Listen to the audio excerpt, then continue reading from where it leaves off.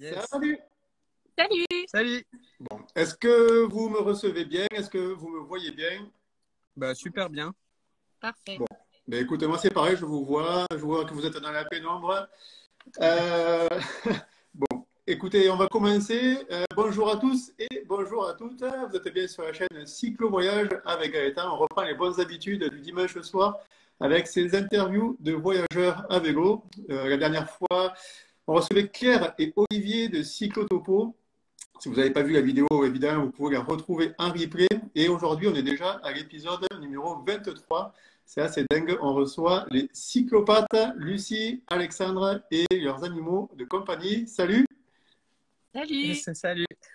Bon, alors, vous êtes en direct de quel pays? Alors, parce que je me suis trompé dans la semaine. Vous êtes où aujourd'hui?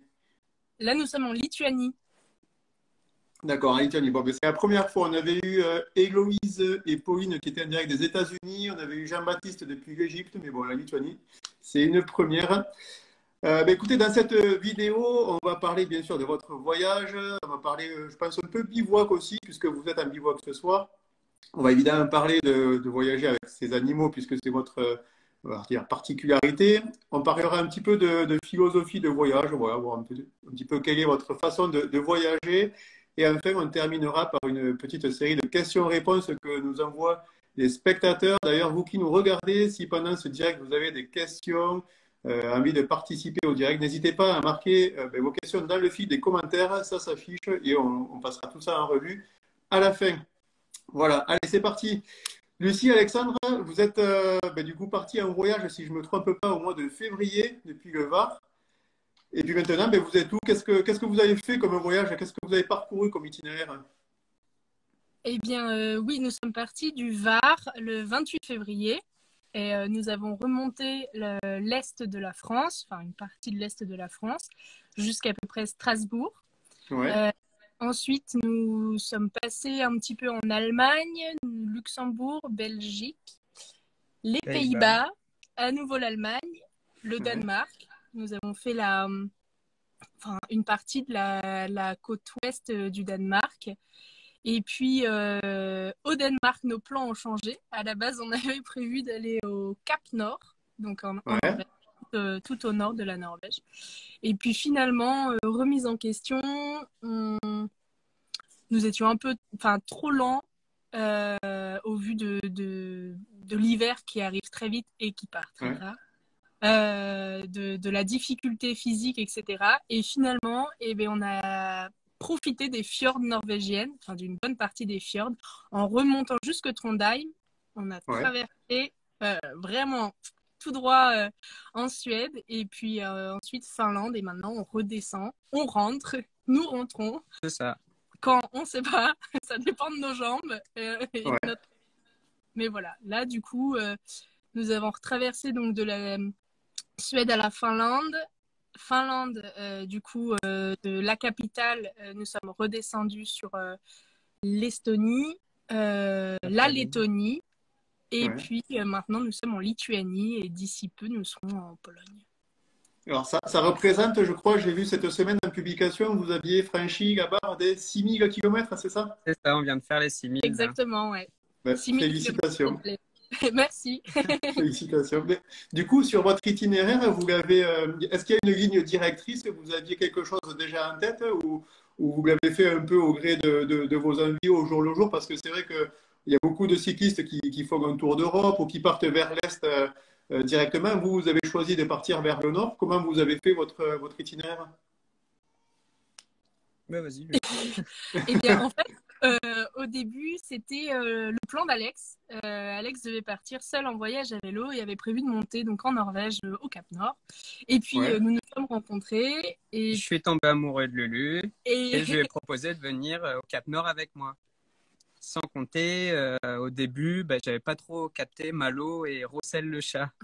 Donc, au lieu de partir seul, on est parti à 4. Et voilà, on s'est dit, bon, on va coller un peu sur mon voyage, qui était aller au Cap Nord. Alors, j'avais juste prévu l'aller, sans me poser de questions sur le retour. Et du coup, le retour, c'est vraiment au jour le jour. On sait pas, on descend, quoi. D'accord. Mais du coup, vous aviez prévu quand même une durée pour ce voyage, j'imagine? Non. Non? Nous avons tout quitté Nous n'avons plus de travail en France, nous n'avons plus d'habitation non plus. Donc, D'accord. tous les contrats sont rompus, nous sommes vraiment libres. Les seules choses que nous avons en contrat, on va dire, ce sont les voitures. Et voilà. D'accord. Et donc, du coup, à part notre famille et nos amis, on va dire, il n'y a plus d'attache, puisque du coup, tout est là. Ouais. Voilà. Donc, Oui, c'est ce qui vous donne du coup la liberté de pouvoir partir autant de temps. Ouais, c'est plutôt cool. exactement. Et c'est aussi ce qui nous donne la liberté de pouvoir changer notre itinéraire Ouais. Enfin, je sais pas, on doit l'adapter tous les jours ou tous les 4 jours, on se pose la question de où est-ce que nous allons. Ouais, c'est ça. Et financièrement, du coup, ça donne quoi un voyage comme ça? Est-ce que vous aviez une idée de ce que vous alliez dépenser? Du coup, là, vous avez un petit peu de recul. Ça donne quoi pour qu'on se fasse une idée? Mais là, je crois qu'on est à 8000 à 2, enfin à 4, depuis le Oui, début. avec les... Ouais. D'accord. Ouais. Donc sur quoi? Sur 7-8 mois, quoi. Sur 7 mois. 6 mois et demi, Ouais, c'est ça. nous sommes à à peine plus de 8 000 €, mais en comptant les 8 000 € donc à 4, Ouais, c'est vraiment tout. c'est tout ce que Oui, nous avons dépensé depuis le 28 février. Donc, d'accord. réparation vélo, le ferry qui coûte relativement cher. Ouais. Vous aviez, comment dire, c'est quelque chose qui vous a surpris? Vous pensiez que ça serait plus, que ça serait moins? Comment ça se situe cette somme-là par rapport à... Mais moi, je pensais que ça allait être un petit peu moins. Je D'accord? pensais que ça allait être un petit peu moins parce que j'avais déjà voyagé à vélo. Et là, en fait, on a quand même passé pas mal de temps en Scandinavie. Ouais. Et bah, on a quand même pas mal profité. Puis on aime bien prendre une petite bière le soir et tout ça. Donc forcément, ça a tapé un petit peu plus là-haut. Mais au final, ça nous fait 15 € par jour par personne, je crois. Donc c'est plutôt raisonnable. Oui. Surtout qu'on a que des pays chers, en tout cas relativement Ouais. chers. Là, on approche Eh les oui. pays moins, Moins ouais, coûteux ouais, moins au coûteux, clairement. quotidien, ouais. Ouais, parce que la Norvège, on avait déjà entendu que c'était cher comme pays. Ouais. Mais ouais, c'est vraiment à prendre en compte. Ça coûte vraiment c'est une Eh oui. fortune. Et Ouais. au moment où nous repassons, par exemple, nous quittons vraiment la Scandinavie, au tout début, sur l'Estonie, on est encore vachement proche de la Finlande. Donc les prix, on ne voit pas vraiment de grosses différences. Là, une fois que nous arrivons, par exemple, en Lettonie, en Lituanie, lorsqu'on fait les courses, c'est assez fou, en fait, de voir que ce que nous avons dans les mains, ça dépasse pas 10 € par exemple. Ouais. Et Vous avez retrouvé du pouvoir d'achat, là. carrément, carrément. Bon, et Clairement. du coup, par rapport à la météo, parce que du coup, oui, pardon, je t'ai coupé, Alexandre, excusez-moi. Non, bah, pas de souci. Tu parlais de limite de voyage. En fait, ouais, la seule limite qu'on a, voilà, elle est financière, quoi. Clairement. D'accord, Donc, ben on n'est oui. pas 100% libre non plus parce que bah, ça, on peut rien y faire. Hein, c'est le nerf de la guerre. Mais voilà, sinon, il n'y a aucune autre limite, quoi. Juste Ouais. financière. Même si on trouve une opportunité de travailler sur le chemin, je pense qu'on est tous les deux OK pour s'arrêter, travailler, puis peut-être prolonger. Oui, voilà, ça peut permettre voilà, de prolonger un peu l'aventure. Ouais. Pourquoi pas? Carrément. Pourquoi pas? J'allais dire, du coup, vous êtes parti au mois de février, donc c'est-à-dire à la fin de l'hiver, on va dire bientôt au début du printemps, où vous alliez vers les beaux jours. Maintenant, c'est plutôt l'inverse, l'automne arrive, l'hiver. Comment vous appréhendez ce changement de saison? Parce que j'imagine qu'au niveau pluviométrie, le froid, ça risque d'être différent de l'été. Est-ce que, je ne sais pas, par rapport aux habits, par rapport à la façon de dormir en bivouac, comment vous voyez les choses par rapport à ça? Ouais, alors le truc assez drôle, c'est qu'en fait, eh ben, je crois qu'on est resté à peu près sur les mêmes températures et la même pluviométrie depuis le Ah ouais, début. On est parti en hiver en France, donc c'était pas fou. Et puis plus on montait, plus c'était l'été, mais plus tu montes, plus il fait froid. Donc en fait, on est resté dans notre zone ouais, D'hiver. En fait, d'hiver. En nous fait, allons on va vivre faire 3 trois hivers. hivers. Ouais. Parce que, par exemple, en Norvège, enfin, on n'arrivait pas à se rendre compte, et on comprend aussi que les personnes qui nous suivent, notre famille, tout ça, ne pouvaient pas se rendre compte aussi qu'il y avait du coup la canicule, que c'était très dur en France. Et nous, en ouais, plein mois de juillet, on avait 4 degrés à ouais. 15 heures en Norvège, quoi. Et on avait tellement froid, on a dû faire un feu dans la maison pour nous réchauffer parce qu'on a fait une petite halte dans une ferme. Et enfin voilà, il faisait vraiment froid. Et du coup, bah, là, finalement, ce sont les mêmes températures. La pluie sur les fjords, c'est éblouissant les fjords, mais c'est vraiment dur, c'est vraiment très intense. Et la météo est relativement humide sur la partie où nous avons pu pédaler en tout cas. D'accord. Bah ouais. D'accord, d'accord. Bon, ben tu vois, tu me fais une transition toute faite. Tu parlais d'hébergement à Estang. Je voulais aborder cet aspect-là de votre voyage. Bon, je profite pour dire bonjour à ceux qui ont pris le train en marche, la vidéo en cours de route. C'est Lucie et Alexandre de Cyclopathe que l'on reçoit ce soir. Si vous avez des questions, n'hésitez pas à les marquer dans les commentaires. Je n'ai pas vu beaucoup pour l'instant décrites, donc n'hésitez pas. On va parler maintenant de votre hébergement. J'ai vu que vous faisiez essentiellement du bivouac, c'est ça, mais vous aviez quelques nuits en hébergement en dur quand même? 95%, je pense, de Ouais. nos nuits sont en bivouac, sont en tente. Aux Pays-Bas, nous avons dû utiliser beaucoup plus Warm Shower, donc l'application avec laquelle on peut dormir, être hébergé Ouais. gratuitement. Et nous avons dû prendre des campings. C'est bien là la seule fois que nous avons pris des campings, parce qu'aux Pays-Bas, il est interdit de bivouaquer. Ouais. Du coup, ben là, voilà. Après, depuis le début du voyage, on a compté et on a dû faire 7 warm showers et Ah oui. 5 campings peut-être. Et 2 hôtels, dont un qui était vraiment en urgence parce qu'on avait une tempête de neige en fait entre Ouais. l'Allemagne et le Luxembourg. Et donc du coup, on s'est un peu... Ouais. Enfin, on a pris des rafales qui nous ont envoyés dans le champ. Enfin, c'était vraiment... c'était génial. Mais donc voilà, c'est surtout du bivouac. Ouais, bon, c'est sûr que 12 nuits sur la durée du voyage, effectivement, c'est même plus que 95%. Et là, du coup, ce soir, si j'en vois ce qu'il y a derrière, vous êtes dans l'attente, là? Ouais. Exact. C'est ça? Bon, bah, du coup, comment vous vous organisez sur le lieu de bivouac? J'imagine qu'au bout de tant de temps, chacun a son rôle. Et quand vous arrivez, il y en a un qui monte la tente et l'autre qui commence à préparer à manger, qui s'occupe des animaux. Comment vous organisez ça? Et ben en fait, c'est plutôt drôle. Alors, au début, on était très organisés. Donc, chacun avait ses tâches et tout ça. Et en fait, je crois que plus on avance, plus on est désorganisé. Et chacun fait un peu comme Ce qu'il veut. ouais, ce qu'il veut. Et puis à la fin, c'est prêt, quoi. D'accord, ouais, c'est l'ordre dans le désordre, quoi. Ouais, c'est ça. Ouais.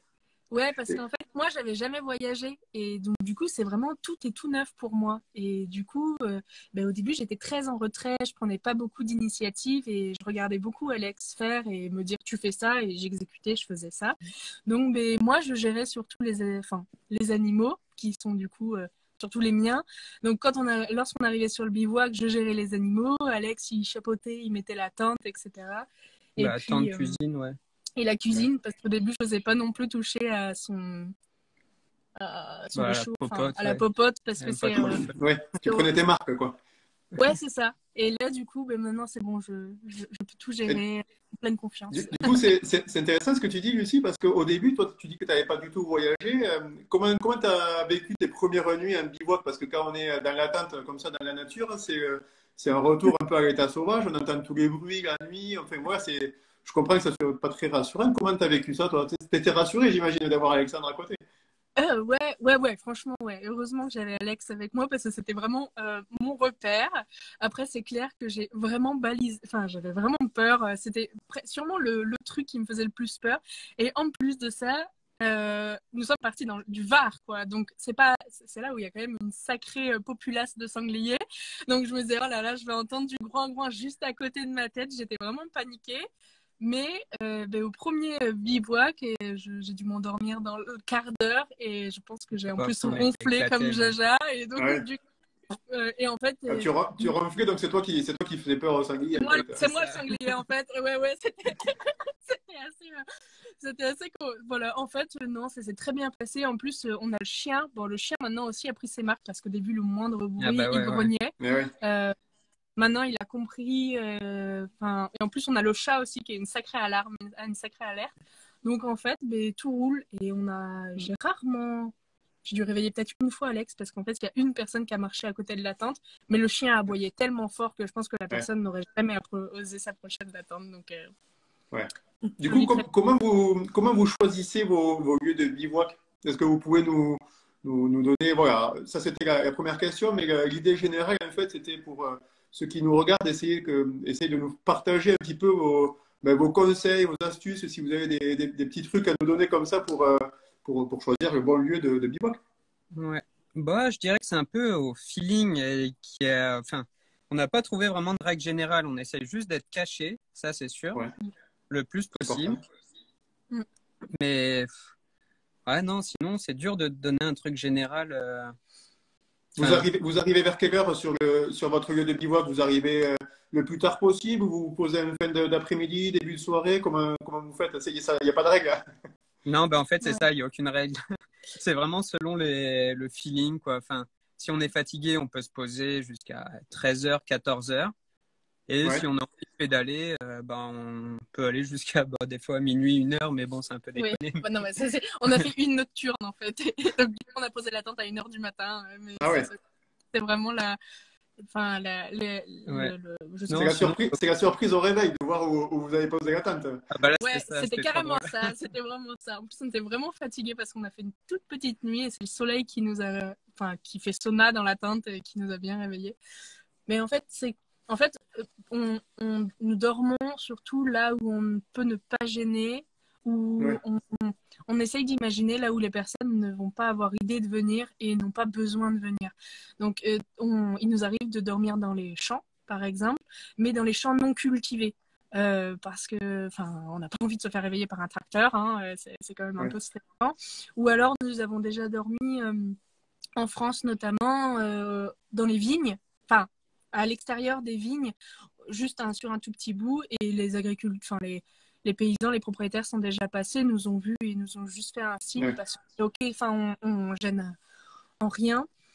Après, Bon, en ce moment, si vous habitez en France, c'est pas la période pour aller poser sa tente dans les vignes parce que c'est les vendanges, donc vous risquez d'être réveillé. ouais, voilà, Non, pas top. ouais, là, non, pas top. Non, je pense que ouais, c'est ça. On essaye vraiment de se mettre à la place des autres, Mm. selon même le pays où on est et tout ça, et puis se dire, bah, est-ce que là, il y a quelqu'un qui va se pointer le matin ou le Ouais. soir?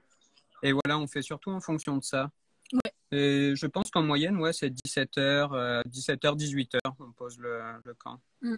Oui, non, mais Et ça, de toute façon, vous avez raison, hein. C'est vraiment la règle principale, la plus importante du bivouac, c'est ne pas être vu, comme ça, au moins, être loin, bien caché, on est tranquille pour la nuit, c'est clair. ouais. Une autre particularité de votre voyage, Lucie et Alexandre, c'est donc que vous voyagez avec Ouais, deux animaux, un chat et un chien. Alors, j'ai noté les noms, c'est Malo et Russell, c'est ça? Je ne sais pas qui est Exactement. le chat, qui est le chien, mais tu vas nous le dire. Alors, Euh, là, comment ça se passe comment ça se passe du coup? Ah, ben ils sont là en plus. ben ah bah oui, tout le bien monde est là, ouais. sûr. Ah, ben, ils vont Alors là, participer. du félin, ça c'est Roro. Donc c'est Ah, Rose. d'accord. Bonjour, Rossel. Enchanté. Et puis il y a Malo. Alors, hop, il vient d'entendre un bruit. Viens, viens voir. Ouais. Ça, c'est l'écoute du ski, hein, c'est pas facile. Malo, viens, viens voir. Regarde là, viens. Et là, du coup, on a les grandes oreilles de Malo. Ah oui, là c'est. Oui, d'accord. Là c'est la taille au-dessus, là. Ah, exactement. Donc du coup, les deux ont été adoptés et Malo, c'est un croisé husky qui fait 30 kilos plutôt. Ouais. Rossel, c'est un petit chat que nous avons adopté en octobre. Il devait avoir approximativement 4 mois. Donc en fait, il a plus de vie dans le voyage avec nous que. Enfin voilà. Il a Que la maison. Ah, mais c'est cool. Alors, comment, c'est quoi la particularité de voyager avec des animaux? Parce que j'imagine que, à première vue, comme ça, bon, effectivement, il doit y avoir plein de plaisir, mais ça amène des contraintes supplémentaires par rapport au voyage seul. J'imagine Ouais, en ouais. termes de transport, de nourriture, là, pour le bivouac. Comment ça se passe? Oui, alors effectivement, c'est des difficultés qui sont pas négligeables. C'est pour ça aussi qu'on en parle beaucoup sur nos réseaux. C'est génial de partager cette aventure avec eux. C'est assez fou, surtout. Mais il faut vraiment pas oublier que la patience, déjà, c'est compliqué, hein. C'est quand même un vrai travail, on prend vraiment sur nous parce que les animaux n'ont pas demandé de venir en voyage avec nous.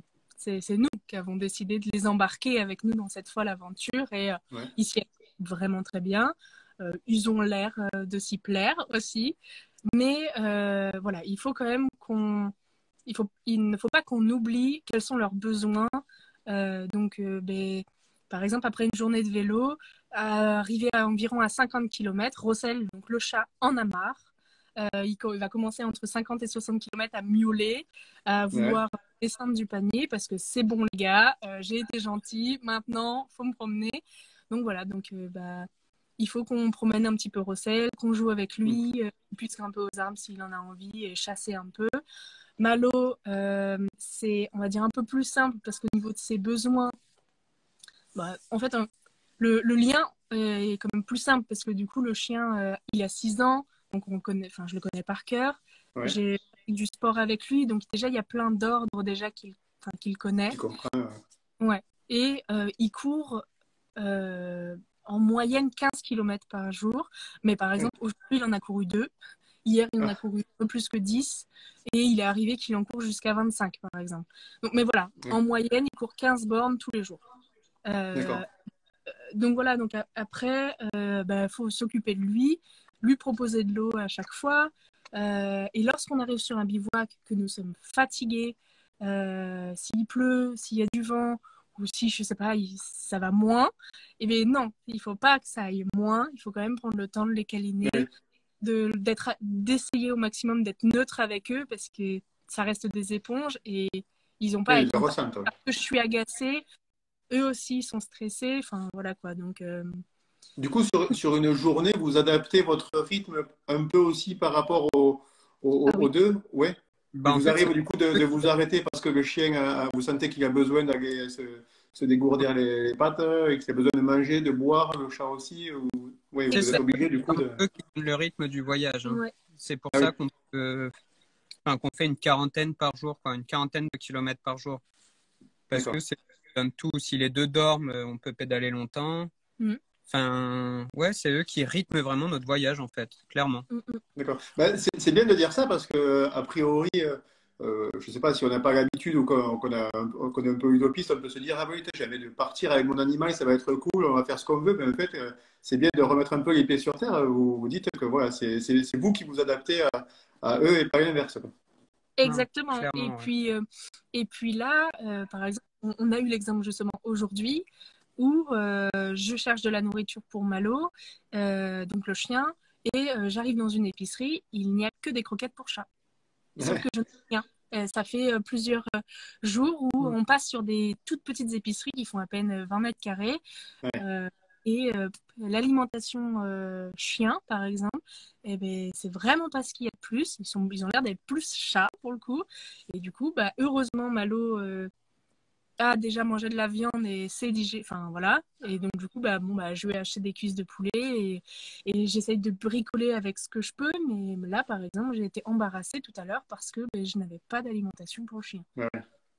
Et du coup, comment vous faites alors pour l'alimentation? C'est vraiment au jour le jour ou dès que vous trouvez quelque chose, par exemple, je sais pas, je dis une bêtise peut-être, un gros sac de croquettes, vous le prenez avec vous, quitte à porter un peu plus de poids qu'un temps normal. Comment vous faites vous? Ce que nous faisons, c'est que nous prenons des paquets de croquettes qui font entre 2 et 4 kilos. 4 kilos, c'est maximum, parce que c'est quand même toujours ça. Ça fait toujours 4 kilos de 4 plus. kilos. Ouais, c'est ça. Surtout qu'on a les croquettes du chien et du chat, donc du coup, voilà. Donc, on prend un paquet de 3 kilos en moyenne, et voilà, et le chien les mange, et quand on voit qu'il reste à peu près 2 rations, et bien là, on va racheter, on renouvelle en fait. Mais là, on n'arrive pas à renouveler. Enfin, il faut vraiment qu'on s'arrête, qu'on essaye de trouver une ville. Ouais, c'est galère. Mais après, là, on avait 2 paquets de 1 kilo, donc c'était OK. Mais voilà, ça dépend. On ne sait pas ce qu'on trouve. D'accord. Bon, et du coup, j'imagine que quand vous roulez avec les 50 km, le chat, le chien, ils sont pas par terre, ils sont sur le vélo ou dans la remorque, j'ai vu. Qui c'est qui tire la remorque avec le chien, les croquettes? Ça fait un sacré point en plus. C'est qui de vous deux qui s'est dévoué? Vous alternez peut-être? Ouais, ça a changé. En fait, je pense que j'ai fait les 5000 premiers. Jusque la Norvège, au moins, en gros, les 4500 premiers kilomètres. Tout seul avec la remorque. Déjà parce que la Norvège, c'était très compliqué. Et même mon poids, j'avais du mal à faire avancer le vélo, en fait, quand Malo était dedans. Je manquais de puissance. C'est impressionnant. Mon vélo fait 100 kilos, si ça donne un ordre 100 kilos. Enfin, Ah oui. 100 kilos à traîner. Et j'en fais moins de 80, donc Attends, mais 100 kilos. avec la remorque et le chien dedans. Mais pas toi. Mais toi, t'es pas dessus. Ah non, non, sans moi. Ah oui. Eh oui, oui, oui. C'est pour ça, les 40 km, on les comprend un Tu peu peux mieux. nous montrer la taille de tes mollets pour voir? Et les cuisses, ouais. Ah ouais, 100 kilos. Ah oui. Ouais, Ouais, ça, c'est. c'est pour ça, Et c'est du coup, vraiment très lent. Enfin, ah ouais. Ah bah oui.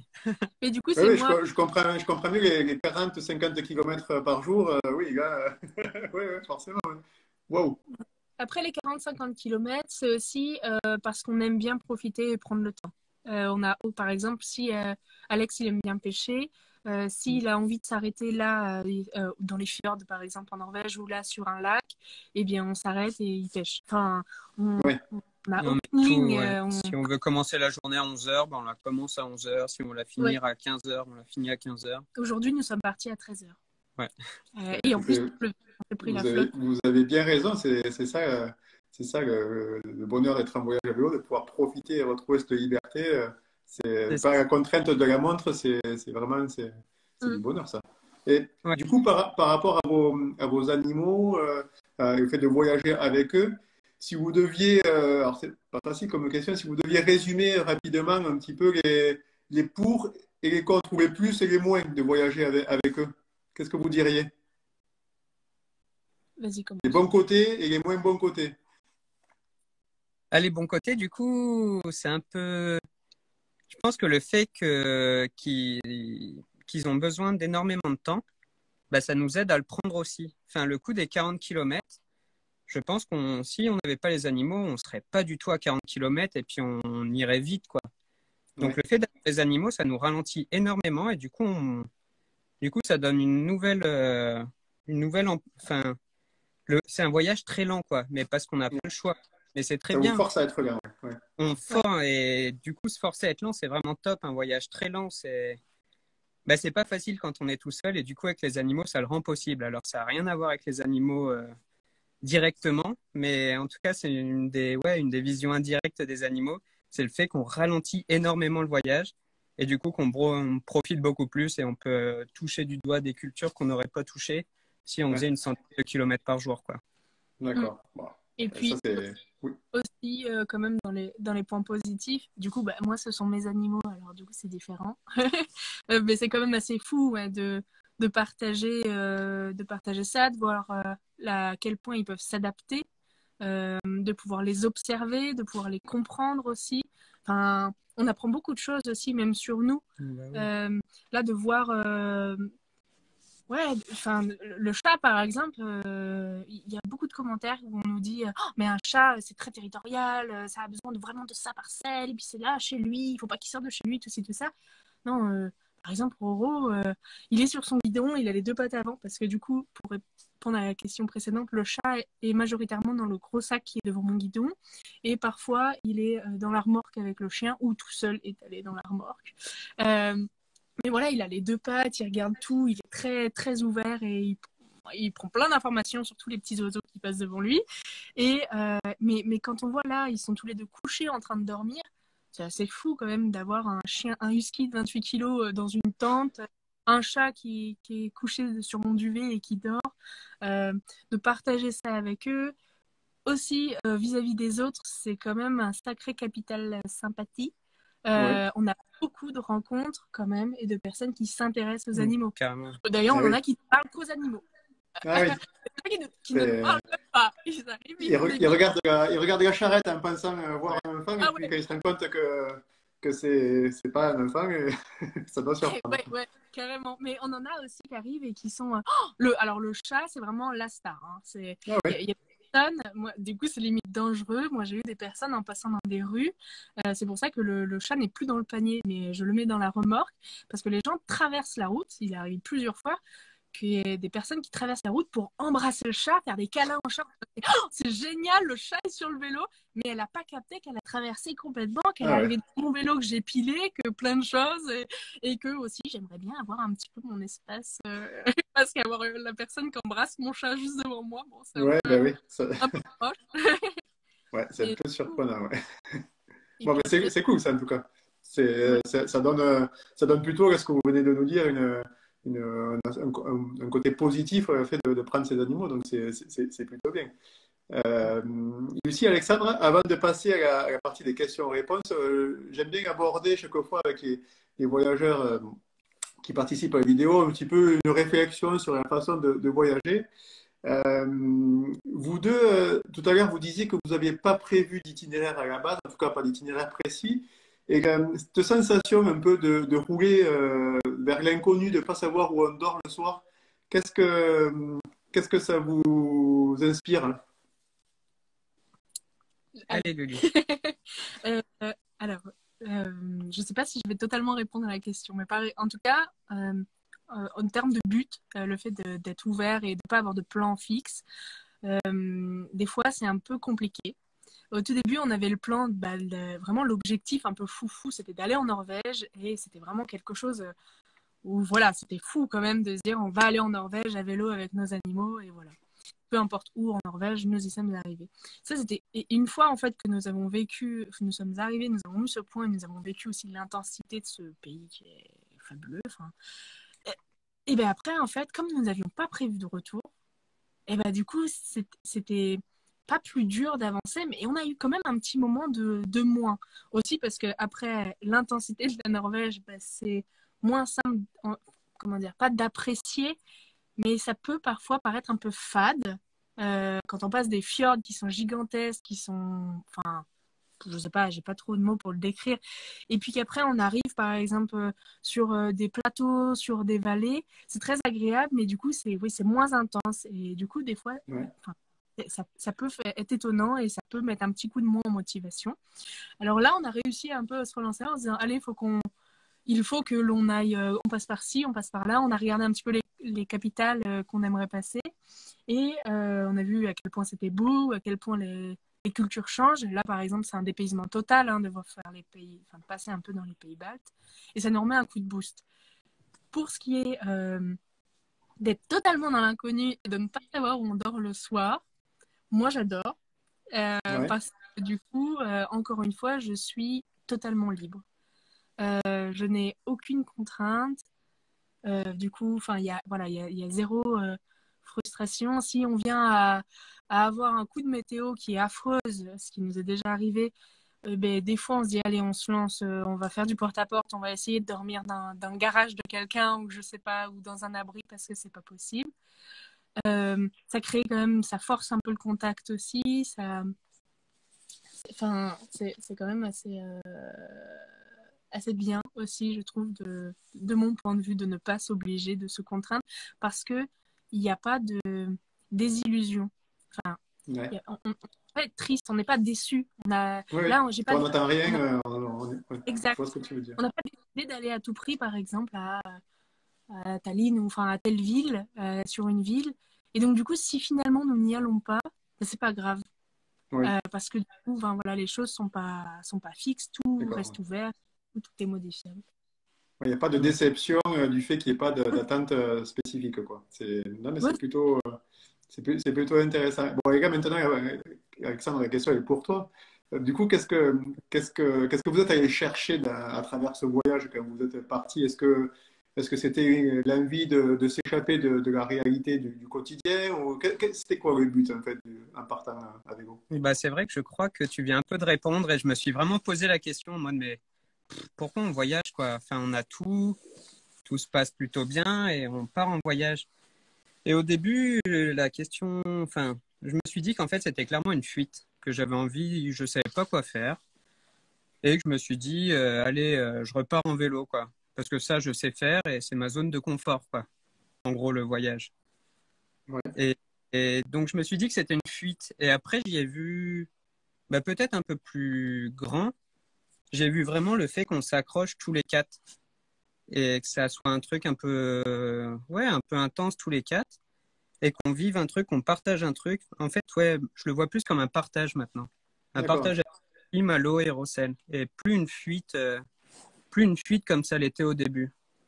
d'accord. Ah, mais tu vois, C'est plutôt intéressant. Ça m'intéresse toujours de savoir un petit peu ces raisons, parce que des fois, on peut s'imaginer qu'on part pour quelque chose pour finalement se rendre compte pendant le voyage que c'était pas du tout ça. Bah Donc, voilà, bah, c'est passé c'est du assez coup. intéressant. Bon, écoutez, merci à vous deux. On va passer maintenant aux questions-réponses des spectateurs. Il y en a quelques-uns qui m'ont envoyé des questions avant le direct, puisque j'avais mis un petit message la veille pour qu'ils le fassent. Et si vous en avez qui vous viennent en tête, n'hésitez pas à les marquer. C'est le moment. Allez, on va commencer avec André, qui lui vous posez une question à propos des contraintes sanitaires qui seraient liées aux animaux, notamment quand vous franchissez des frontières. Est-ce qu'il y en a? Et si oui, comment vous faites? Alors, ce que nous avons fait, c'est que nous avons vu avec la vétérinaire qui suit les animaux. On lui a énuméré les pays dans lesquels nous allions aller et elle a fait un peu ses recherches et elle a regardé s'il y avait des choses obligatoires ou non. Ce qui était obligatoire était simplement la rage, enfin le vaccin contre la rage et donc le passeport pour les animaux, parce que nous restons en Europe. Donc du coup, nous, on n'avait pas de grosses contraintes. Concernant les passages de frontières, on n'a eu aucun contrôle parce qu'en fait, on n'a eu aucun réel passage de. Enfin, Moi, on n'avait pas passé par des grosses frontières, du coup, il n'y a personne, quoi. Ah ouais. Et puis, bah ouais. Et ouais, en fait, parfois, on passe la frontière, nous ne savons pas. Juste, si nous savons que dans une vingtaine de kilomètres, eh bien, on va traverser la frontière, bah, du coup, nous sommes à fond sur le téléphone et puis on regarde un peu partout aussi pour voir si on a un petit panneau pour prendre une petite photo souvenir de ce passage. Mais il est régulier qu'on ne sache pas, par exemple, sur cette frontière-là, on a eu un beau panneau bleu avec un vrai panneau de frontière. C'est seulement le deuxième que l'on voit sur les 12, sur les 12 Ah. pays. Donc, D'accord, donc la réponse pour les animaux, c'est que ça se passe bien et qu'a priori, pour l'instant, pas de contraintes particulières vis-à-vis de ça. Après, en fait, dans l'espace Schengen, donc, les frontières, elles sont pas vraiment là. Il y avait que la Norvège. Dans le ferry, on nous a rien demandé, donc ça s'est fait. Oui, c'est ça. Sans qu'on nous demande rien, quoi. D'accord. Bon, bah, tant mieux, pourvu que ça dure. Avant de passer avant de passer à la question suivante, Lucie, je ne sais pas si tu as vu dans les commentaires, mais je pense qu'il y a maman qui a écrit un message qui est fière de toi. Oui. Oui. Bon, on dit bonjour à maman. D'ailleurs, tu m'as posé la question qui était juste en dessous de ce commentaire. Ça va peut-être lui donner une information. Quand est-ce qu'on vous retrouve chez nous? Est-ce que vous avez une idée de la date de retour en France? Même si tout à l'heure, vous nous avez dit que vous n'aviez pas de but précis pour l'instant. Non, on n'a pas de date. On ne sait pas. Parce qu'on a regardé, il y a à peu près 3-4 000 kilomètres peut-être sur un potentiel trajet que l'on prendrait éventuellement. Voilà, enfin, on sait absolument pas. Et comme tout peut être changé, comme il est probable qu'on prenne un petit peu le train parfois pour nous aider, enfin, pas pour nous aider, mais pour nous limiter certains axes. Aucune idée. On va dire à maman qu'elle se rassure, ce sera tôt ou tard. Voilà. Exactement. La question suivante, Lucie et Alexandre, c'était JJ qui vous demandait comment vous faites avec Russell et Malo pour la nuit en bivouac. Est-ce qu'ils dorment dehors? Est-ce qu'ils dorment dans la tente? Comment vous gérez ça? Eh bien, on a une tente de 3 places. Et donc, du coup, le tapis de Malo passe sur la 3e place. Et Malo, du coup, dort sur le tapis.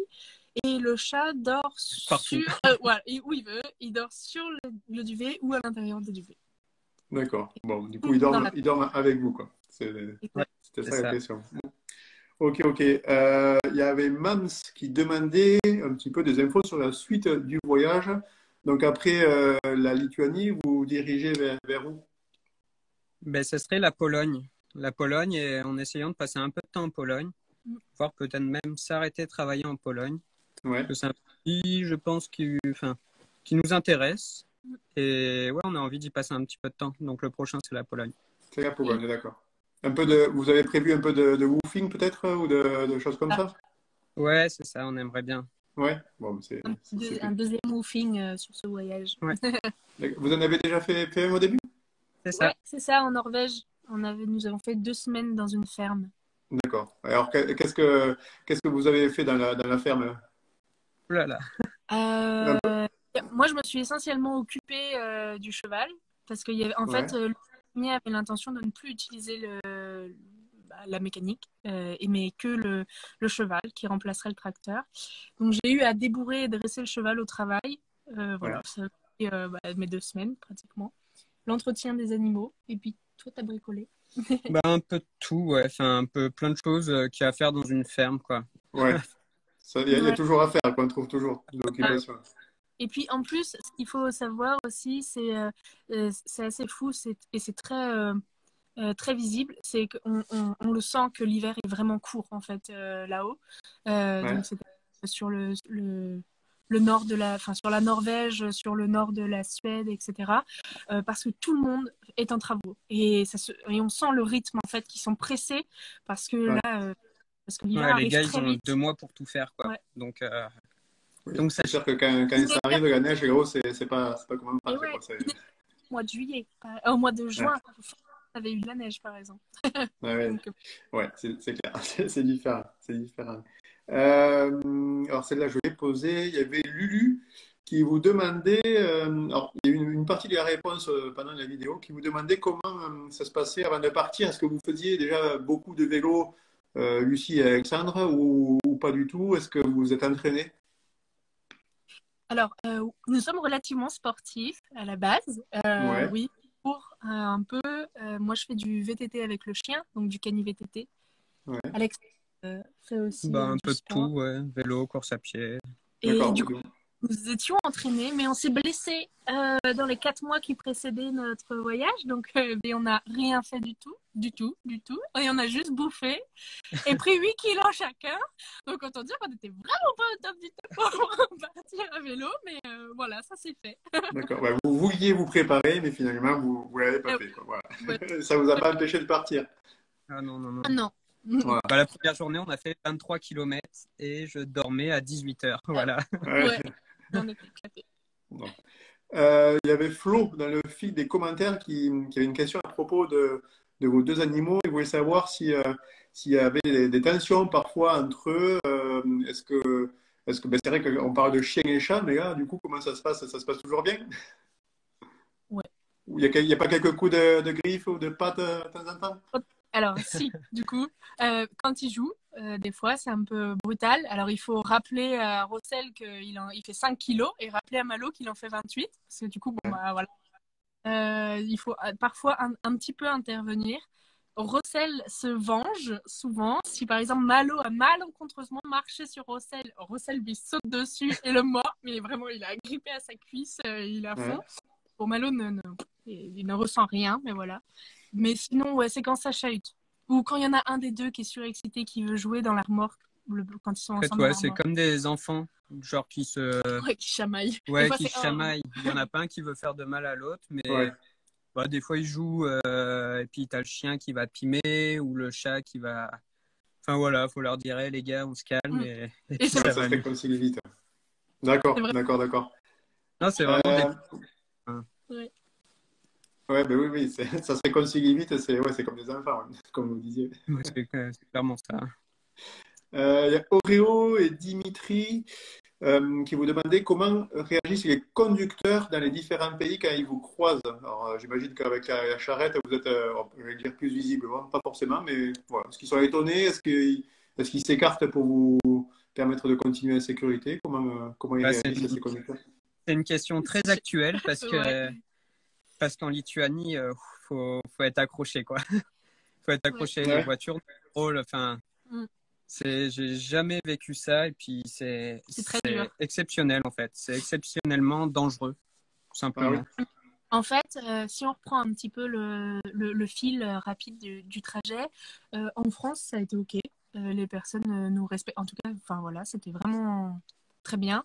On avait des coucous, des encouragements. Bon, parfois des personnes qui nous klaxonnaient pour nous dire ouais, ouais, mais bon, des fois, du coup, ça surprend. On sait pas pourquoi on se fait klaxonner. Après, plus haut, bah, il y a des pistes cyclables, quand même ouais, beaucoup. C'est beaucoup d'aménagement quand même pour les vélos. Même s'il faudrait rappeler aux Belges que si possible, et ben, quand on traverse la route, il faut faire sauter le trottoir. Parce que bah, du coup, ils ont des pistes cyclables, mais on a un sacré trottoir à passer avec la remontée et un scandale. Mais non, non ça, c'est voilà. Mais sinon, il y a des pistes cyclables en Norvège, c'était presque stressant et déstabilisant à Mais quel c'est point on était l'opposé d'ici, en respecté. fait. On a vraiment des files derrière nous de voitures, mais il y avait au moins 15 bagnoles derrière. Genre d'une trentaine. Ah ouais, bon, bah, peut-être 30 pour le moment, mais enfin, peu importe. Et en fait, personne ne klaxonne, personne ne fait d'accélérateur quand ils passent à côté de nous. Ils sont vraiment derrière nous, même pas, pas de pression. Et quand ils nous voient arriver pour bifurquer, enfin au boulevard, je veux dire, pardon, ils s'arrêtent. Mais des fois, c'est même étonnant parce qu'ils sont arrêtés genre 50 mètres au boulevard. Donc là, c'était hyper respectueux. Et c'est vrai qu'il faut faire très attention parce que quand on passe, par exemple, de la Finlande à là, on arrive aux Pays-Baltes, waouh, faut être prêt, hein, parce que ils s'arrêtent pas sur le trottoir, hein, ils accélèrent, par exemple. C'est vrai que ça, d'un pays à l'autre, il doit y avoir de sacrées différences. C'est clair, j'imagine. C'est vraiment d'où le train, d'où la possibilité de faire des petits coups. Ah oui, d'accord. À ce point, c'est ça qui vous pousserait à court-circuiter un peu pour dire, ils nous doublent. Alors la vitesse, on la connaît pas vraiment rapide. S'ils peuvent, ils mettent un petit coup d'accélérateur à côté pour nous montrer qu'on était embêtants parce qu'ils ont perdu 1,5 seconde. Voilà. Et des fois, les roues gauche de la voiture ne passent même pas, ne franchissent pas la ligne, par exemple, qui sépare les deux voies. On est à l'étroit et on a quand même une sacrée remorque. Donc, moi, j'ai changé la remorque. Je suis vraiment pas rassurée. Je suis très stressée. Et du coup, j'ai un peu besoin d'Alex pour me dire il y a une voiture qui arrive, décale. Voilà. C'est sûr que ça, vaut mieux faire attention, c'est clair. Alors, dans la suite des questions, qu'est-ce qu'il y a? Il y a Pied et Patelier qui vous demandent si vous avez un meilleur souvenir à partager. Allez, et je vais ajouter sa seconde question qui nous demande s'il y a une galère. Il marque de mécanique, mais on va dire ainsi, est-ce que vous avez un souvenir et une galère à nous partager? On peut dire le truc allemand, là. Ça fait les deux. Ah ouais. Allez. Le truc allemand. Ouais. En Allemagne, en fait, nous avons eu crevé avec la remorque et on s'est décalé, plusieurs fois dans la même journée en plus, et on s'est décalé dans un champ afin de dégager du coup la piste cyclable. Et on a juste allé grignoter 2 mètres peut-être sur le champ. Et Alex avait la roue, en plus. Pas de chance parce que je mets la vidéo histoire de faire un petit montage où on voit Alex qui change la roue, etc. Et à peine dans les 15 minutes, il y a un tracteur qui débarque, on ne sait pas d'où, avec un rouleau à l'arrière. Enfin bon, voilà. Et là, je dis à Alex, je revenais avec les animaux, je dis à Alex, fais gaffe, il y a un tracteur qui arrive. Mais hyper serein, le gars. Ouais, mais c'est bon, le tracteur, il va faire le tour. Ouais, je me suis dit, c'est bon, le tracteur, il va faire le tour tranquillement, quoi. Il n'a pas fait le tour, en fait. Et en fait, le tracteur m'a chargé et s'est arrêté à 1,50 m de moi. Ouais. En me disant, pousse-toi, sauf que j'avais le pneu dans la main, enfin, je pouvais rien faire à part regarder mon vélo se faire écraser. Ouais, c'était horrible. Il avait vraiment la roue en plus, il lui a montré en disant, mais l'autre, il hurlait en allemand, il faisait des grands signes comme ça en disant, allez, voilà, c'est ce qu'elle voulait. Oui, voilà. Apparemment, elle était déjà au courant, au courant de l'histoire. Tu vois. C'est limite le gros souvenir. Ça, c'est vraiment le pire truc. Et c'est le pire, clairement. Le plus beau. Parce que j'ai eu peur, hein. Enfin, t'as un tracteur qui s'arrête. J'imagine, oui. Et puis qui freine, d'un coup, horrible. Ouais. On a vu le vélo éclater. Là, je me suis dit, il écrase le vélo et basta, quoi, c'est fini. Le plus beau, ça a été, je crois, en tout cas, le moment où on a eu vraiment beaucoup d'émotions. C'est le premier shelter au Danemark. Lorsque nous sommes, je crois, je sais pas ce que tu penses, mais je pense, où nous sommes arrivés sur un shelter qui donnait en fait vue sur la mer Baltique.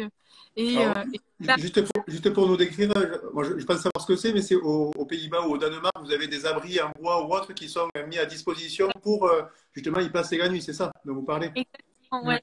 Les shelters, c'est des petites cabanes en bois en fait qui sont ouvertes ou non. Enfin, elles sont plus ou moins différentes. Et souvent, il est possible de faire du feu. Enfin, il y a une application d'ailleurs pour celles et ceux qui vont au Danemark, c'est Shelter.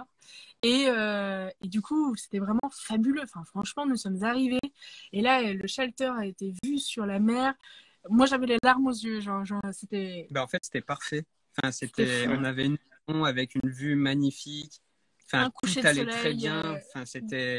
Ou un lever de soleil. Le lever de soleil était fabuleux à 2 ou 3 heures du matin, parce que bien évidemment, la nuit n'existe plus après arriver là-haut. Mais c'est magnifique. C'était vraiment génial. Bon, bah, du coup, tu vois, il y a quelqu'un qui posait la question d'un endroit que vous avez préféré, mais je crois que vous avez donné la réponse par la même occasion. Alors, qu'est-ce que j'avais comme question dans ma besace? J'avais David qui nous demandait le poids, mais Alexandre, tu nous l'as donné tout à l'heure, tu disais 100 kilos ton vélo, la Ouais, charrette. j'ai exagéré. C'est entre 90 et 100. Ça dépend si du niveau Alors, de croquette, de l'eau. C'est moi qui ai les croquettes. Faut prendre en compte qu'il est Marseillais. Hein. Ça, c'est quelque chose à vraiment prendre en compte. bon, en fait, il fait 30 kilos, quoi, comme, Exact. d'accord, Ouais, on a ouais, compris. c'est ça. Et puis la remorque, il l'a jamais. On a compris, quoi. Euh, Après, j'avais quoi? J'avais Joël qui nous demandait si c'était pas trop compliqué, si ça, comment dire, si ça, vous contrariez pas trop justement le fait d'avoir deux animaux à surveiller. Je pense qu'il voulait dire, est-ce que vous prenez autant de plaisir en fait à voyager avec vos animaux que si vous ne les y aviez pas eu, par exemple? Ah, c'est super différent en fait. Je crois que Ouais. c'est même pas comparable. Ouais, C'est difficile à répondre. ouais. Mais moi, j'ai jamais du coup voyagé sans, donc pour moi, c'est. Mais je peux imaginer que sans animaux, enfin, on ne peut pas dire que les animaux ne sont pas contraignants. C'est pas possible. C'est parce qu'il faut s'adapter Oui, et une organisation particulière. Dire qu'avoir des animaux n'est pas contraignant, on peut pas pas. vrai. Par exemple, le peu de fois que nous prenons un Airbnb, ce qui est arrivé 3 fois, et ben, on doit sélectionner qui accepte les animaux Eh oui, eh et oui, oui. est plus cher que les autres. Enfin, donc par exemple, Oui, voilà. j'imagine. Quand tu vas faire les courses, quand tu dois rentrer, je sais pas, n'importe dans un magasin ou autre, forcément, tu dois te poser la question, est-ce que je peux rentrer avec ou est-ce qu'il faut les garder à l'extérieur? Donc, tu n'as pas la même. Oui, tu es obligé de faire en fonction de ça. Ouais. Ouais, c'est ça, il faut vraiment s'organiser et s'adapter. Et après, les animaux, lorsqu'on s'arrête, si on s'arrête par exemple au restaurant, il arrive que l'on prenne les animaux avec nous. On demande l'autorisation et Ouais. s'ils acceptent, les animaux sont avec nous, ils dorment au pied de la table. Ça fait toujours un gros truc parce qu'il n'y a pas beaucoup de gros chiens en plus depuis longtemps. Donc quand on voit un husky, déjà c'est fou. Alors un chat qui dort en dessous de la table, c'est très très drôle. Et sinon, le reste du temps, ils sont dans la remorque. Donc en Ouais. fait, nous mettons les deux en remorque, comme ça ils sont dans leur petite chambre. C'est sécure, c'est au calme, et puis voilà, personne vient les embêter. Et Et du on coup, ils peut sont faire les bien. courses tranquilles et tout ça, quoi. Et vous Ouais, pouvez. on est tranquille. Ok, ok. Bon, écoutez, je pense qu'on a passé à peu près toutes les questions. Maintenant, ben, c'est un peu, pas la tradition, mais si, on va dire la tradition, de vous laisser la parole. C'est un peu une tribune libre. Ben, je vous laisse dire ce que vous avez envie de dire aux personnes qui nous regardent à propos de votre voyage ou du sujet qui vous intéresse. Allez-y. J'ai lu ça. Euh, Me concernant, en tout cas, c'est quelque chose que j'ai trouvé très important et assez fabuleux. Au début, avant de partir en voyage, avant de rencontrer Alex, je ne connaissais pas le voyage à vélo. Et du coup, en plus, j'avais un CDI, j'avais une maison. Donc j'avais vraiment voilà, le truc de la vie qu'on peut attendre, Classique. où je ne me sentais pas à ma place. Le CDI a été rompu, la maison a été vendue. J'ai rencontré Alex. J'avais prévu de partir à pied. Alex m'a proposé le voyage à vélo. Et je dis, ben ok, carrément. Et en fait, ce que je trouve génial, c'est que nous avons tellement de temps pour nous perdre dans nos pensées qu'on refait nos vies 50 fois dans la journée. Alors des fois, c'est dur, parce que si c'est pas très positif, c'est long. Mais c'est quand même assez fou parce que on peut vraiment tout refaire et régler plein de choses en fait un peu dans notre tête, dans nos envies, dans ce qu'on a envie de faire plus tard, dans ce pourquoi ça fonctionnait pas avant. Et où du coup, mais il y a plein de choses où ça devient évident. Enfin, voilà, je sais par exemple que au moment où si je viens à me poser en rentrant en France, je n'ai plus envie de ça, je n'ai plus envie de ça. Ça, c'est ce qui me tient à cœur, c'est ça dont je veux. Et c'est vraiment, j'aime ça. Enfin voilà, je sais un peu plus me recentrer, mais c'est grâce au tout le temps où je me suis perdue dans mes pensées qui fait que je me suis un peu retrouvée en fait et que j'ai appris un peu à me connaître en fait. Et, et je trouve ça génial. En fait, limite, le voyage devrait être obligatoire comme thérapie pour que tout le monde puisse vraiment se connaître et savoir ce dont il a besoin pour être Ouais. pour eux. une belle façon de faire un peu de développement personnel. Et toi, Alexandre, si tu devais dire quelque chose pour conclure? Eh ben, je crois que je vais aussi repartir à vélo, hein, parce que je suis vraiment amoureux de ce mode de vie. Et ouais, je crois que j'ai besoin de voyages à vélo, en fait. Donc, on va retourner en France, se poser et ouais, je sais pas, j'aime trop. Enfin, c'est addictif, quoi. Je sais pas. On est déjà en train de parler du potentiel Eh oui, vous prochain. n'êtes pas encore revenu que vous voulez déjà Ouais. repartir. Ah ouais. On est déjà en train de se dire, est-ce que là, ça t'aimerais, on ferait ci, on ferait ça. Enfin voilà, c'est quand même assez addictif parce que Ouais. c'est Bon, c'est une drogue, oui. En tout cas, ça se voit en tout cas à vos sourires que vous avez vraiment l'air heureux de voyager à vélo. Ben, écoutez, merci en tout cas pour cette belle interview. C'était une soirée très sympa. On a appris plein de choses. Il y avait beaucoup de monde en plus. Donc c'était plutôt cool. Je pense que les gens ont plutôt aimé. Si vous avez pris la vidéo en cours de route, elle sera disponible dès la fin du live en replay. Et puis demain, certainement sur YouTube. Bon, vous pourrez la revisionner à votre guise. La prochaine interview, ça sera dimanche prochain, à la même heure, 20h. Le soir, on recevra Laurent qui a parcouru le chemin de Compostelle à vélo. Il est parti de chez lui pour aller à Santiago de Compostelle et puis à Fistera par le Camino del Norte. Il est revenu par le Camino français. Il nous expliquera tout ça en détail. Lucie, Alexandre, vraiment un grand merci. Merci à toi. Ouais, Merci à merci, vous. c'est sympa. Avec grand plaisir. Et puis, ben, merci surtout à tous ceux qui ont passé du temps à vous écouter. Merci à vous, les amis. Et puis, ben, bonne soirée. Ouais, Et bon salut. voyage. Ouais, Merci. Salut.